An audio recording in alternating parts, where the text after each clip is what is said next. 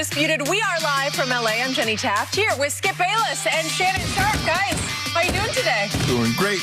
Great. It is so good to have you back here in studio so I can educate you about Space Jam, the new one versus the old one. Here we go. Thank you very much for being here. New one was much better, and I'm glad to return. We have a lot to say, a lot to talk about. Oh, and we will get to the finals, I promise you that. But, you know, LeBron did have a new movie come out, and we need to review it. LeBron's Space Jam, A New Legacy, was released in theaters and on HBO Max over the weekend, and the sequel brought in over $31 million. It's the best three-day stretch for a family film during the pandemic, and one Warner Brothers exec called it the, quote, family movie of the summer. So, Shannon, give the movie a letter grade, and was it better or worse than MJ's Space Jam? Tell me. Well, for me, I gave it a B+, Skip, because I think it delivered on what it set out to do, and that was a family-first film. We understand that family is very important to LeBron James, and it came through on the screen. And I think there are a lot of fathers, a lot of sons and mothers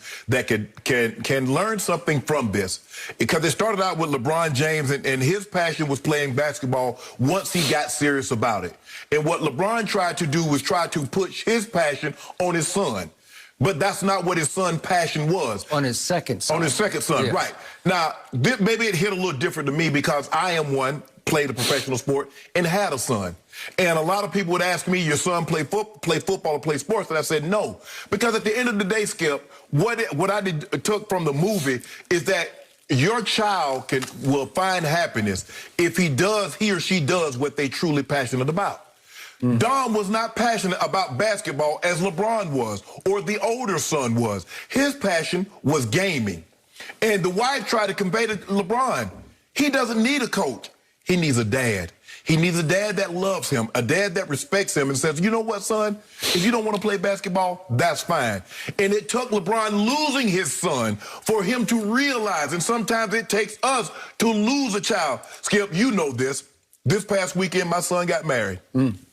And I was a little reluctant at first because I was like, man, you know what I'm saying? I told him, I said, you sure you're ready for marriage? Skip, as I'm sitting at the ceremony, and I talked to him before, he said, Dad, I'm really nervous. As the pastor is going through this and giving them the vows, I'm looking at my son, and I've never seen him happier in my life. That gave me peace. And after the ceremony, I put my arm around his bride, Rebecca, and I said, you know what? I've never seen my son so happy. I said, welcome to the Sharp family, and I'll love you just like I love my own kids. You see, LeBron had to lose his son for him to realize that, you know what, basketball is not the most important thing. Whatever my son has passion about, that's the most important thing to him. Now, I played sports for a lot of different reasons. To get my grandmother out of poverty, and so my kids would not have to worry about the things that I had to worry about. And people often say, well, I do for my kids so I can give them things that I never had. True. I love giving tangible things to my kids, but I also love giving them knowledge and understanding that my grandparents and my mom couldn't give to me because they didn't know the things that I was able to attain over the years. So for me, that's what I took from the movie. I thought it hit. Sure, Skip, if people want to say, well, there are too many IPs, there are too many references to other Warner Brother films. But did that distract from the message that it was trying to convey? I don't believe it did. So I gave it a B+. I liked the movie. I thoroughly enjoyed the movie, and I would recommend it because I think a lot of families can take something from it because we see the way parents behave when they go to these games. Because when you behave like that, it's not about you. It's not about, it's not about the child. You make it about you. So for me, Skip, I think LeBron's message of family first and understanding your kids and their passion and supporting them. And what I told my daughter-in-law family, I said, I never pushed my son in any direction. I just found the direction that he was going in, and I pushed him hard.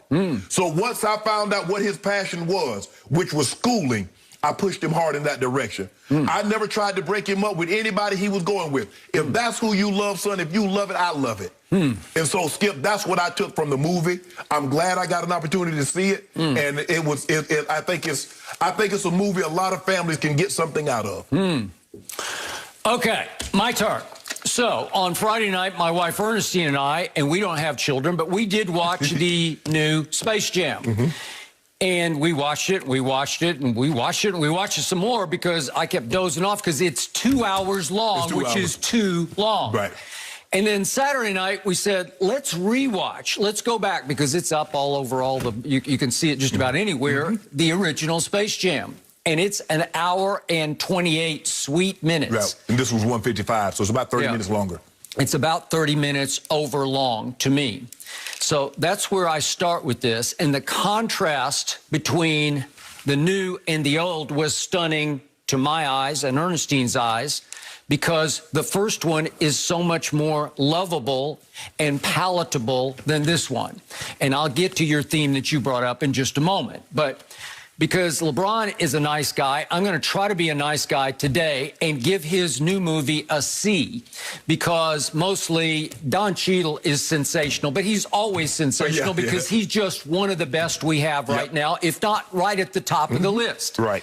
So he takes over much of the back half of the movie, and yet, to me, the new Space Jam is no closer than the original than LeBron is to Michael Jordan, the basketball player. They took it in a different direction. Okay, well, I'll get to that in just a moment.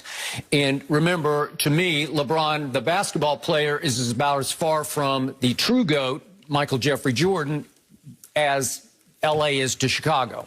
So, to me, the new Space Jam, in the end, comes off as this big, loud, overlong mess of a movie, a big-budget movie, that is trying so hard that it tries too hard to be the original or top the original. And I told you all last week, LeBron has to be careful here because he cannot be Michael Jordan or beat Michael Jordan. And I think he lost badly once again to Michael Jordan in this movie.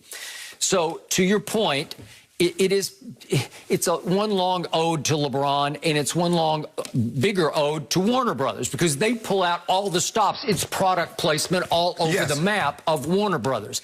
It gets so bizarre that at the end, during the basketball game, Warner Brothers hauls out every villain from its archive and parades them behind the villain, who is Don Cheadle's character, Al-G Rhythm.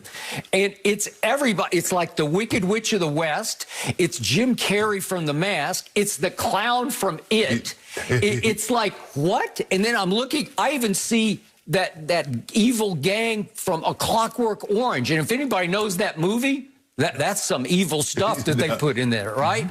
Okay, so the only true-to-life moment in the movie came very early because it's showing LeBron as a high school player, and guess what? He missed the last-second shot. Oh, okay, I got it.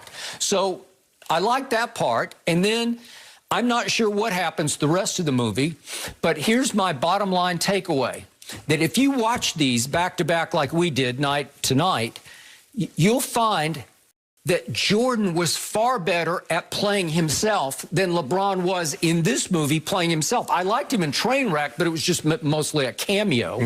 But in this case, Michael Jordan comes off as completely comfortable playing Michael Jordan. He's cooler, he's funnier, he's completely in control. He's clearly the centerpiece of the movie as the superstar of the movie. Yeah, but Skip, in the movie, in the original, it's about Michael Jordan leaving the game, coming back and showing that he's better than Larry, showing that he's better than Patrick Ewing. That's what he showed. Well, okay, what was the message? Okay, let me ask you a question. What was the message in the original Space Jam? Let me finish my point. So then we have LeBron trying to act in this movie, and he kept coming across as trying so hard to, look, everybody, I'm acting. I'm going to try to act. I'm doing this. And he came off like a first-timer in a high school play because they're asking him to do things that he's not capable of. Because the bizarre plot line that you point up is LeBron was actually the villain for much of this movie. Yes. Because he was the overbearing dad who said, I got one son who's going to be great, and I got a second son who wants to create video games? Right. Are you kidding me? Come on, snap out of it. Right. And all of a sudden, his son turns so against him that his son joins forces with Al-G Rhythm, the villain of the movie, and they create the super team that LeBron has to battle with the Toon Squad. Okay? So for much of the movie, he's pitted against his son, which I found highly uncomfortable. It was just like, what? Who am I supposed to root for here? Because I find myself rooting for the son who's with the bad guys. Well, that's what happens, Skip. Sometimes you can become so overbearing, wanting something not that your child wants, but you want for your child. You push the child away. You push him in a direction that he or she doesn't need to go in. But that's the essence of the movie, Skip. Okay, but LeBron came across in the end as so wooden and unconvincing because he's trying to show love and forgiveness to his son that's not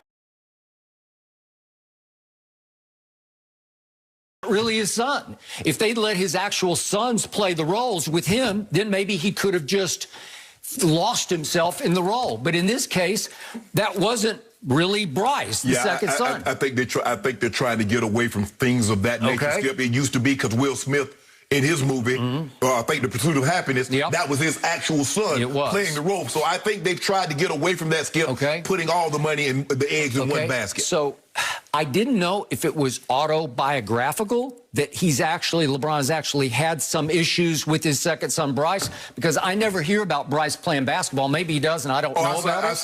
I see it from time to time, Well, is he going to be as good as the namesake son, the first son in basketball? I don't know.